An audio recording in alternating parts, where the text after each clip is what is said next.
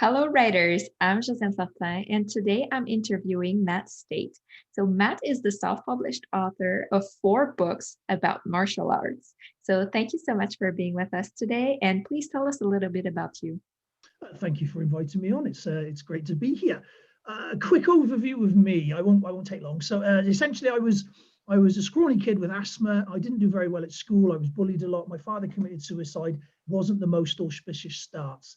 Um, but from there, I've managed to fall into martial arts, and that was my saving grace. From that point, I went into security work as a bouncer, as a doorman, as a bodyguard, and started writing about those sort of escapades and stories because people seemed genuinely interested, and that was the embryonic version of my first book. Went on to compete in martial arts quite a lot, became a world champion, gold, silver, bronze medalist, won national titles, and went on to teach security personnel for over 10 years. And that led to further books and where we are today. Really, I now run a number of different businesses. I own a social media company. I train people on how to use various elements of social media, specifically TikTok, and I write regularly for various articles for various magazines and things. So yeah, that's and I nearly forgot. I've recently gone back to university to study a master's in marketing because we all went into this crazy world that we're in this year, and I figured I'd do something positive with the time. That's a good idea. And can you tell us a little bit about the chronology of your books? Like which one is about and why did you decide to write each one? Like, how did this get started and where are you going with that?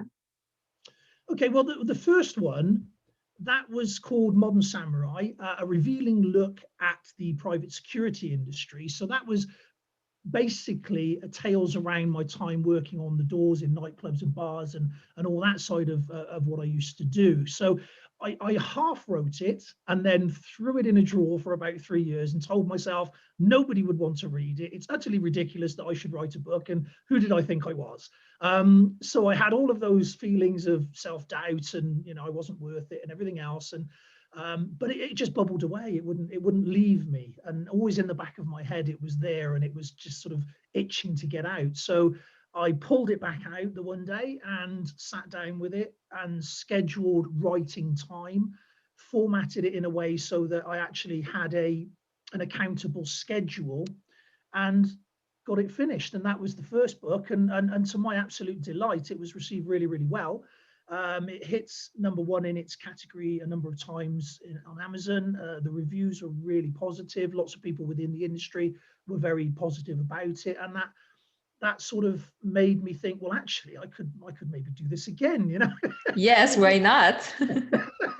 And so yeah, so that then led to a couple more. So I wrote another book called My Journey Up the Mountain, The Road to Black Belt, and that's a very similar sort of vein, but instead that's about my martial arts career. So they're all sort of basic stories. It's not I was born this year, did that, went to school there. So it's not a sort of in that way. It's more a conversational type approach. And so yeah, that tells sort of martial arts stories and things around that. I wrote another book called Child Safe, 20 Easy Ways to Keep Your Child Safe. And that's more in and around for parents, things that they can do with their children together. And then finally, my last book that I wrote was co-authored with Kai Morgan, who's an exceptionally good martial arts blogger. And the basis, the premise of that book was online martial arts evolution or extinction. And we talked about how the online space and how martial arts will evolve within that. And we released that in February last year, just before we went into lockdown proper. And so my physical gym, of which I own one, that's been closed now since last March for nearly a year. And so when we released the book, we didn't actually know that we were going to go into this lockdown and we were going to have this crazy time that we're all having. So it was a really interesting sort of conversation in and around that's now actually playing out before our very eyes. So those are the 4 books that are out. I've got 3 that are actually on the go at the moment. Okay. And my challenge that I've set myself is to now do 1 book a year as a bare minimum. So my intention is to do 1 book a year moving forward. Okay. And what is the next one coming out? What is it about? Well, that's there's two ones that are on. Well, I say there's three on the go, but there are two that are kind of neck and neck at the moment. Okay. Depending on how we go with that. So the one they're both working titles, by the way. And so if somebody pinches this now, I'm going to be really upset with the world. So one is The Thinking Man's Thug, which is the third installment, if you will, of the two that I've already written. So that's sort of filling in the blanks in between all of that, because it's a style I like writing in. Essentially, I can be free to sort of express things in the way that I want to express them, and not being classically trained. I think that's a good way of putting it. Not having a formal, educated way to actually write books. So it's been intuitive, as in I've learned as I've gone. And so that works really well for me. So that's one that's on the go. And then another one that I'm sort of working on is what's called, I'm calling it the Confidence Cookbook. And I've been doing that one now for, it's probably about 2.5, nearly 3 years. And I keep coming back to it, leaving it, coming back to it, and it changes, it morphs. And every time, I mean, I'm sure you know yourself, as we go through life's journey, we learn things as we go along, we Right. discover things. And every time it's like, oh, I've got to write that in the book. I've got to put that Yes. in. And then it changes into something else. Yes. And I'm always curious to know, right now you aim to publish one book a year, but the very first one, how long did it take you to write it? I actually sat on that for 3 years, and it lived in a drawer, and I didn't do anything. So overall, that probably took about 5 years from start to finish. However, it was probably about a year of just occasionally putting things down, occasionally writing things when I had the muse, if you will, for want of a better word. And then it was only after I'd sat on it for a number of years that I actually structured the writing and forced myself to look at it as a job of work and allocate it set time. And Yeah. so then the actual writing itself, finishing the writing of it, didn't really take that much longer, probably 8 to 10 weeks. But then obviously it's the process then of actually getting it out into the world. Right. And I've seen that you have a big following on TikTok. 300,000 people are following you. So do you use that platform to market your books?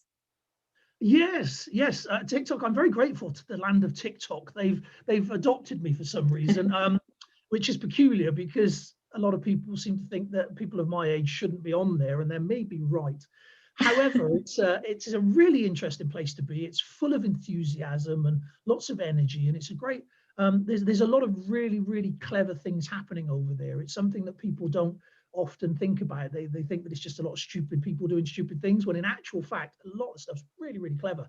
And I seem to have found a home over there a little bit with some of the things that I do. And yes, I do use it to promote both my online courses and my writing and my martial arts. So everything that I do that goes through the filter of TikTok as well as my other social media channels. Yeah. I'm very curious to know, as an author, what kind of content do you create specifically for TikTok? Because that's something I've been struggling with. I don't know what to put out there. Okay, well, for me, it's relatively simple because, as I've already mentioned, the first couple of books, they were essentially stories from my life and things that I'd actually been in and around and seen and all the rest of it. And that ties in really well with my martial arts and a lot of the teaching stuff that I do. And so it's quite a natural progression for me. So I can actually come back on it and start seeding those ideas. So not necessarily direct selling, Mhm. although I do occasionally do that, but for the most part, it's more about seeding and putting the ideas out there and leading them down that pathway. So I will say things like, oh, well, this is such and such. I actually talk about this in book. And then I'll name the book and I'll say, in that book, this situation arose and I discussed that and we talked about that and things like that. So I basically, what I do is I raise awareness around the fact that the books are out and hopefully build a little bit of people wanting to read more and know more. Okay, so you take a snippet of something that you share in your book, and then you tell people, if you want to know more, you can go check out my book, right? Yeah. I don't necessarily do it in that manner though, because Okay. one of the things that's about TikTok is that TikTok as a whole doesn't like um, being sold to, very specifically sold to. They're not keen on that. And so when you actually sit there and say, buy my stuff, you just get met with this sort of wall of silence. So it's actually a much better play to just make people aware that these things are there and to give them enough value that they want to go and have a look. Essentially, that's kind of how my funnel, for want of a better word, that's really how my funnels work. So of those sort of 300,000 plus people that follow me, which, as I said, I'm very grateful for, the idea is that if I give enough value, if I give enough interest, if I make people excited enough about what I'm doing, that they will want to then find out more about me and find out more about the things that I do and why I do them that way. And that's really where that comes across for me, because I can say, oh, well, I talked about this in my book, and the reason that I'm telling you this is the way that I do it is explained in the book as to why that happened. And Okay. so, yeah, it just builds. So that's how far you go into talking about the book. And do people click on your profile and they can see the link there, or you just hope that they're going to use your name and look for you on Amazon? No. There's a direct link in my profile which you can click through. So you can have a link tree on there. So you can have several links if you want to into a link tree. Or for me, I just put the link to my main Modern Samurai website, and that takes people through to my books, my online courses, some of the various other things that I do. So it's a central hub basically, and they can then move from there into whichever particular product they want to. Okay, makes sense. And you also say you're a regular writer for industry publication. Well, essentially, there's, like any particular niche or area, there's usually publications in and around that, and there's an enthusiast base. And so if you have any kind of knowledge within that, then almost certainly people will be happy for you to, write for them. There's a big difference between paid content and free content, as I'm sure you're aware, and taking that step across and managing to go from one to the other can be a little bit challenging. But again, that boils down to value and what you actually sort of give to the world. So again, I'm lucky in the sense that my niche is, it's a very rich vein of resources, and there's lots and lots of things to write about, and everyone's got an opinion and everyone knows more than the next person. And so it's really, really easy to find things to sort of write about and things to discuss. And also it's something that I enjoy doing, and I've got better at, I like to think, over time with practice. And so I've gone from right at the very beginning, where I would be literally emailing and Facebook messaging just about anybody I could think of that may have anything to do with a blog or a magazine or an e-magazine or even a website. If I could just write something on that, that would be a start. I would do forwards for other people's books, just about anything at all, really. It's A, to get practice, and B, to get sort of views on.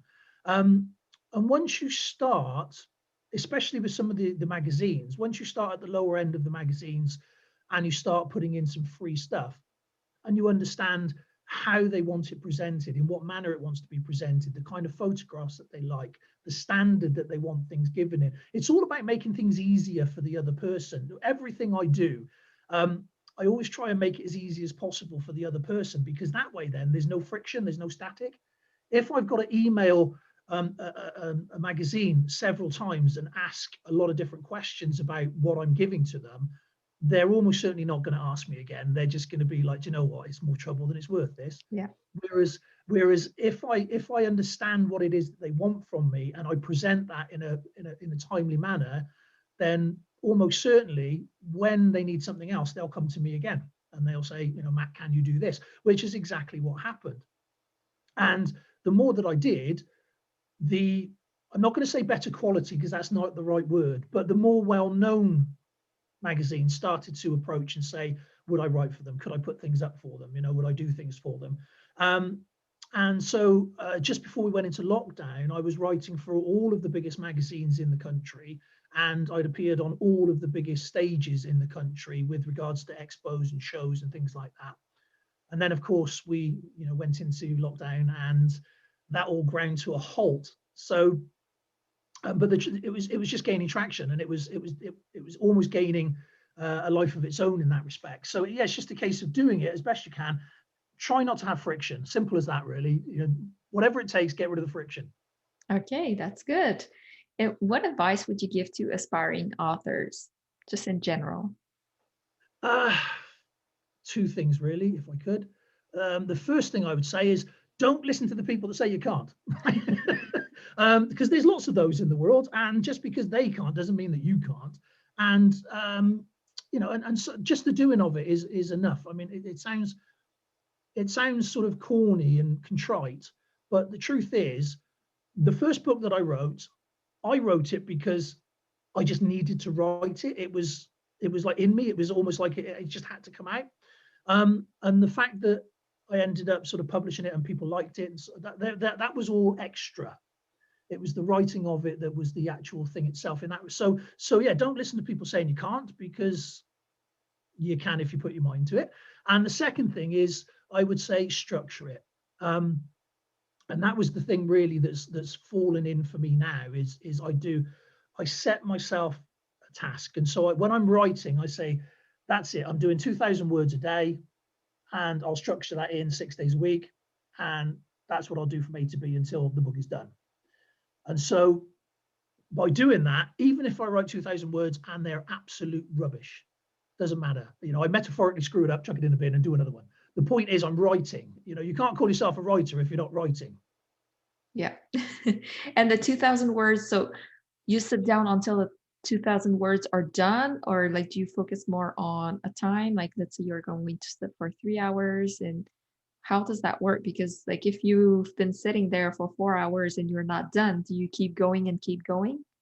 For me, yes. Right. Yes. For me, I just write.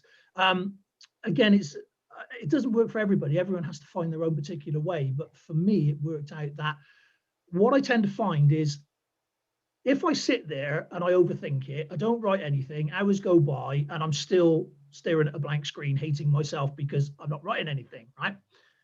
Whereas if I just say I'm going to write, and it doesn't matter what I write, you know, as long as my fingers are doing something, I could be describing what the garden looks like out the window, what the dog's doing at this point in time. You know, it could be a recipe for lunch. It doesn't matter.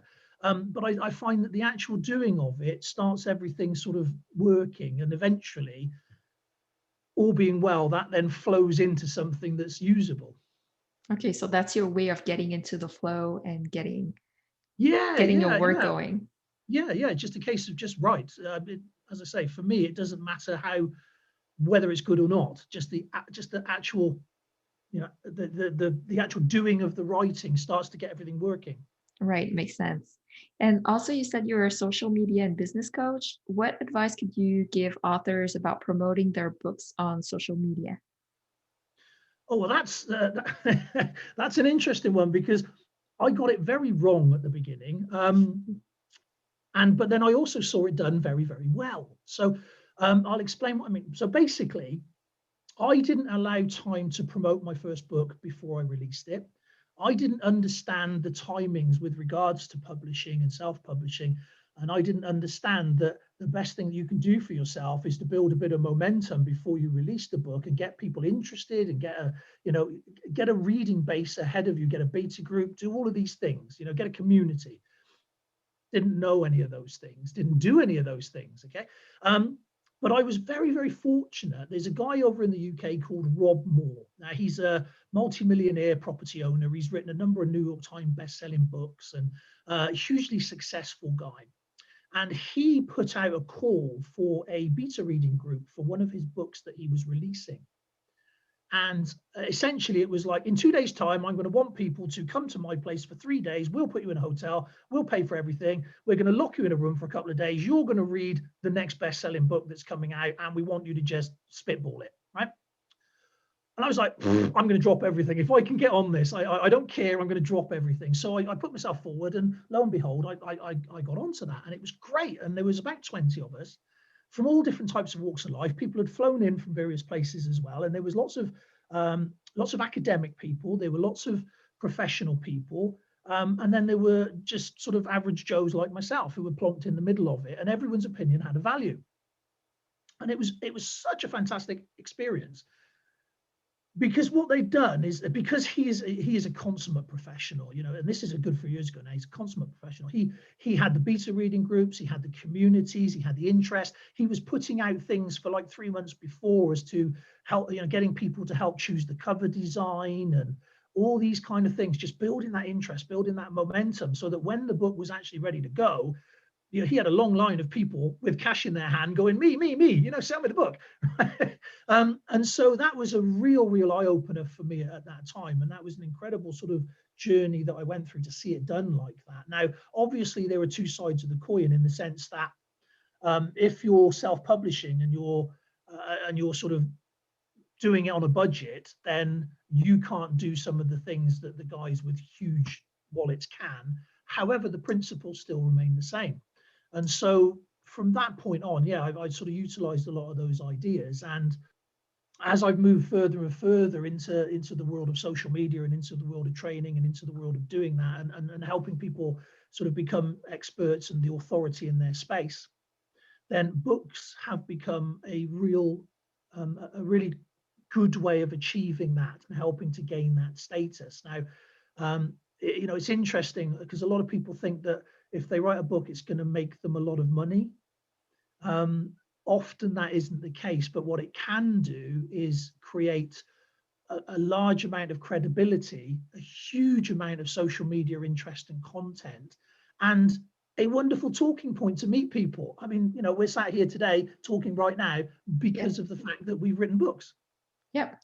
And I'm wondering, like, you have a big TikTok following. What is the second platform that you use so I can ask questions about it? Is it Facebook? Okay, yeah. So Facebook, again, it's whether you love or hate Facebook, you can't deny that it's a huge powerhouse. And so TikTok is something that I use a lot, and it's great for a certain audience. Facebook is something else that I use a lot, and that's good for another audience. So on Facebook, as an example, I have 4 or 5 different groups, and they're all roughly 1,000, 1,400, 1,500 each within those groups. And then obviously I've got my personal profile as well. So that works really well for me as a feeder and as a way to create a community, have conversations, and just to sort of stay in touch and things. So LinkedIn, again, I have a more business-like profile on there. So when you go on there, you'll see me looking all like sensible, pointing at things with a pen and, that sort of shenanigans. Right. So it's a more corporate kind of feel. And then obviously Clubhouse recently in the past few weeks, Clubhouse has been an interesting place to be part of. And so I'm on there as well, wondering if at some point this is actually going to take over the real world, and I'm going to find myself one day waking up in some kind of weird oxygen tent where I'm fed food through a drip and my entire life is through a screen. There's a book right there. Do you happen to have invites for a Clubhouse? Like, I'm trying to get in. I don't know anyone who's in. Oh, okay, right. Yeah, it's a Clubhouse at the moment. It's very interesting. They've been very clever in the way that they've done this, because they've created that exclusivity. They've created a huge sort of fear of missing out. They've done all the right things to make it like the must-have kind of thing now. And so because it's invite only, when you get invited in, you get given one invite yourself. And you get told that if you give that to the wrong person and they say the wrong thing, do the wrong thing, what have you, you can get thrown off as well, because it's recorded forevermore that it was you that invited them on. Yes. So and so they've created this space where at the moment it's a bit like the Wild West. It is a bit bonkers. There's all kinds of crazy people on there. It crashed about 2 or 3 days ago because Vanilla Ice turned up. Oprah Winfrey's been on there, and all sorts of other people. There's lots of really interesting people, from film stars through to politicians, through to and you can be in a room talking to people that you would just never get in front of in any other way. We're talking business leaders that have armies of people between you and them, and you just never get 5 minutes with them. However, you can find yourself in a room talking to them as we are now. That's getting rarer as we move forward, because the rooms are getting bigger and more people are coming on board. And so it's losing a little bit of that. And so those first weeks are now morphing into something a bit more, but it's still a really interesting place, and it's still lots of opportunity there. You can put your name forward. If you haven't already done so, I'd recommend doing that. Okay. So you can claim your name on there, and then it's a case of just either waiting for somebody who has an invite spare that they can give you, which is obviously a bit of a challenge at the minute because they're not giving them out that regularly, Yeah. or you can wait until they open up the app, which they eventually will. But unfortunately, it is one of those at the moment where part of its attraction is the fact that it's quite difficult to get in. Where do I save my name? Is it on a website that they've set up, or it's really I Um, download the app and I just save yeah, my if you name have and if you have an iPhone, you download the app. You need to have an iPhone. Um, Again, for some reason, it only works on iPhone, and where it's in beta stages, what they're saying is it will roll out to other phones, but at the moment, not yet. So if you have an iPhone, you download the app and then you can register your name there. It's worth doing that even if you're not on there. It's worth doing that even if you're not really sure if you're ever going to go on there, because you never know what tomorrow might bring, and you may want that name down somewhere down the line. right. And I'm So wondering, do you build a following of people following you, or you build a room where people get into the room? How does it work? okay, yeah. Well, again, there's a number of different levels to that. So essentially, yes, you want people to follow you. You can do rooms yourself. Um, and after you've done a number of rooms, then you can get your own room. So basically, you do you do a room. So it's you set up a room, and people can come in and they can hear what you have to say, and you can communicate like that. Okay, but you don't get your own proper certified room until you've done a number of those, and then Clubhouse allow it. So you have to ask them very nicely and say, "Can I have a regular room, please? And can I call it this, please?" And Okay. if you're lucky, they will say yes, and then that's yours. And then from there, then you can expand out. And some people on there are doing that at a huge rate of knots, and they're gaining an awful lot of traction, lots and lots of followers, lots and lots of businesses being done over there, Yeah, I and think lots of it's a good opportunity for me as a first mover, kind of first, because I would want to set up something in French, and I don't think they have a lot of French content right now. So that's why I'm hoping to get in early so I can get the popular room where all the French speaker gather and talk about book writing. yeah, it's definitely something that you want to try and get on top of if you can. And there's there are people on there talking about writing, and there are people on there talking about publishing, so on and so forth. Um, but just like in the real world, there's a space for everybody, and then it's a case of who you resonate with, because there are people on there that are talking about, you know, $1 million bestsellers, and New York Times bestsellers, and all of this kind of thing, and they're talking about the high end of, if you like, of book writing, where for a lot of people that's not where they are. For a lot of people, they're a lot, a lot lower down the food chain, shall we say, and for some, they just want to write because they want to write. For some, they want to publish a book just because it's something they want to achieve in their life. And it's not, and so a room like that wouldn't be for them. So there is space for everybody within that. Yeah, it makes sense. Thank you so much for sharing your knowledge about all those social media, specifically TikTok and Clubhouse. Those are places that I want to get more involved in. And if people want to know more about you, about your books, where can they find you? Yeah, all the usual sort of places. So as you can see there, my name is Matt Stait, Stait. You can just Google that and you'll find me. Or if you want to see my alter ego, then type in Modern Samurai. And so that's how you'll find me on YouTube, TikTok, those sort of things. And so that's the Superman version to my Clark Kent as you see me now. Okay, thank you. I'll make sure to share all those links in the show notes. So thank you so much for being with us today. Oh, my pleasure. My pleasure.